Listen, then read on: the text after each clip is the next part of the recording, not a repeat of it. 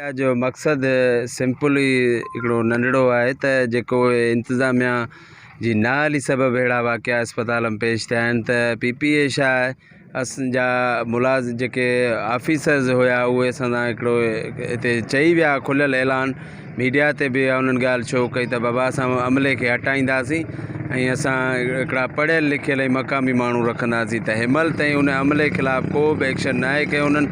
ऐं जेके हिते न्याणियुनि सां ज़्यादतियूं था कनि हिन अस्पताल में उहे हिनमहिल ताईं आज़ादु आहिनि। असां मक़ामी माण्हुनि पकिड़े पुलिस खे न आहिनि जेका पुलिस ॻरी रिश्वत वठी उन्हनि खे आज़ादु करे छॾियो ऐं हिनमहिल ताईं उन्हनि जे ख़िलाफ़ु न FIR थी सघी आहे न NC थी सघी आहे। हू आज़ादु घुमनि पिया। अॼु जेको ई असांजो एहतजाज आहे हिकिड़ो नंढड़ो एहतजाज रखियोसीं संगत सां गॾु करे। हाणे जेको असांजो अॻिते लाइमल हूंदो उहो इनशाला भरपूर एहतजाज हूंदो। उहो हिते न उहो हेल्थ जे ऑफिसरनि PPA छा आहे ऑफिसरनि जे आॾो हूंदो ऐं जेसीं ताईं हिननि खे अमले खे हटाईंदा न तेसीं ताईं असांजो एहतजाज जारी रहंदो।